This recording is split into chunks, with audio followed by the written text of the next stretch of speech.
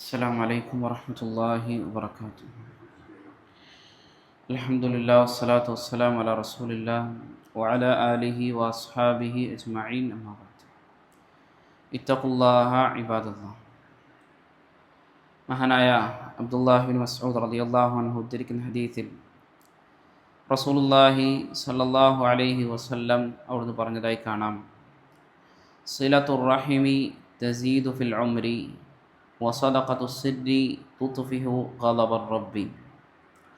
റസൂലുള്ളാഹി സ്വല്ലല്ലാഹു അലൈഹി വസല്ലം പറഞ്ഞു, സിലത്തുർ റഹിം, ഒരാൾ കുടുംബബന്ധം ചേർക്കുന്നു എന്നുള്ളത് തസീദു ഫിൽ ഉംരി, അയാളുടെ ആയുസ്സിൽ അത് വർധനവുണ്ടാക്കാൻ അത് കാരണമായി തീരുമെന്ന് നബി കരീം സല്ലല്ലാഹു അലൈഹി വസല്ലം നമുക്ക് പഠിപ്പിച്ചിരുന്നു.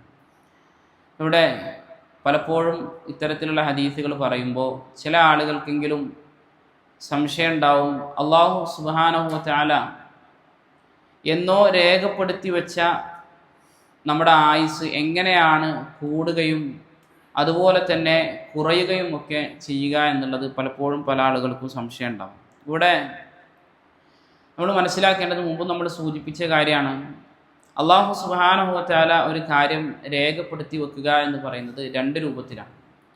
ഒന്ന് ഖദർ മുബ്റം.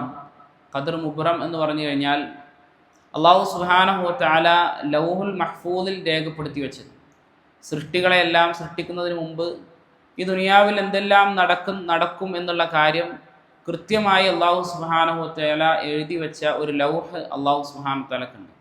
അതിൽ അള്ളാഹു രേഖപ്പെടുത്തിയ കാര്യം അത് എന്തായാലും എന്ത് ചെയ്യും, ഈ ദുനിയാവിൽ നടക്കും.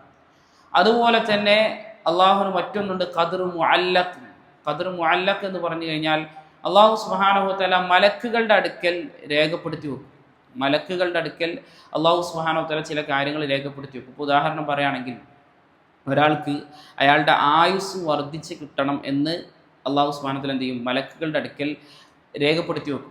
പക്ഷേ അതോടുകൂടെ തന്നെ അതിനൊരു തഅല്ലുക്ക്, അതിനൊരു എന്താ പറയുക, അതിനോടൊരു ഷർത്തും കൂടെ, ഒരു നിബന്ധനയും കൂടി അള്ളാഹു സുബ്ഹാനഹു വ തആല രേഖപ്പെടുത്തി വെക്കും.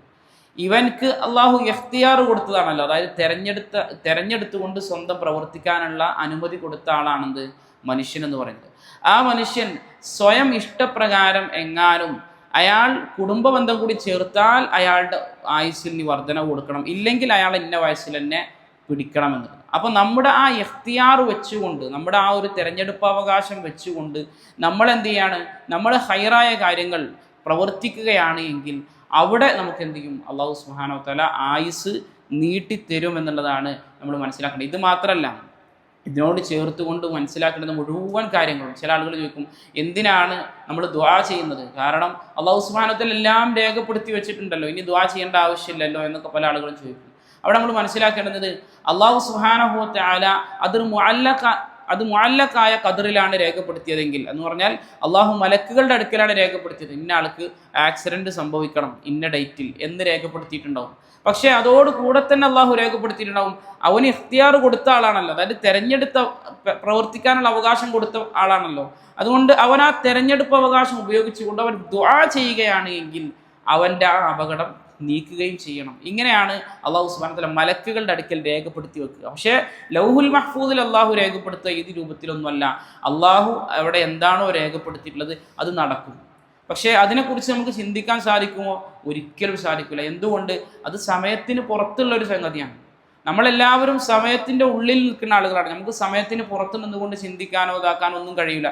അതുകൊണ്ട് ലൗഹുൽ മഹ്ഫൂദിൽ എന്ത് രേഖപ്പെടുത്തി, എന്തായിരിക്കും അങ്ങനെ രേഖപ്പെടുത്താൻ കാരണമെന്ന് എത്ര ആലോചിച്ചാലും നമുക്ക് മനസ്സിലാക്കാൻ സാധിക്കില്ല. മനുഷ്യൻ എന്ന് പറയുന്നത് തന്നെ അള്ളാഹുവിൻ്റെ സൃഷ്ടിയായ ആ സമയത്തിൻ്റെ ഉള്ളിൽ നിൽക്കുന്ന ആളായതുകൊണ്ട് സമയത്തിന് പുറത്തുള്ളൊരു സംഗതിയെ സംബന്ധിച്ച് അവന് ചിന്തിക്കാനോ മനസ്സിലാക്കാനോ ഒന്നും സാധിക്കുകയില്ല എന്ന് നമ്മൾ അതോടുകൂടി ചേർത്ത് മനസ്സിലാക്കുക. അതുപോലെ തന്നെ റസൂലുള്ളാഹി സ്വല്ലല്ലാഹു അലൈഹി വസല്ലം പറഞ്ഞു, വസദഖത്തുസ് സിദ്ദി തുത്ഫിഉ ഗളബർ റബ്ബി. ഒരാൾ രഹസ്യമായി സ്വതക്ക നൽകുന്നു എന്നുള്ള കാര്യം അത് അല്ലാഹു സുബ്ഹാനഹു വ തആലയുടെ കോപത്തെ ഇല്ലാതാക്കി കളയുന്നതാണ്. നമുക്കറിയാം, അല്ലാഹു സുബ്ഹാനഹു വ തആല കോപിക്കുകയും അല്ലാഹു സുബ്ഹാനഹു വ തആല ചിരിക്കുകയും, ഇതുപോലെ അല്ലാഹുവിന് ഒരുപാട് സിഫാത്തുകൾ, അല്ലാഹുവിന് ഒരുപാട് ഗുണങ്ങളുണ്ട്.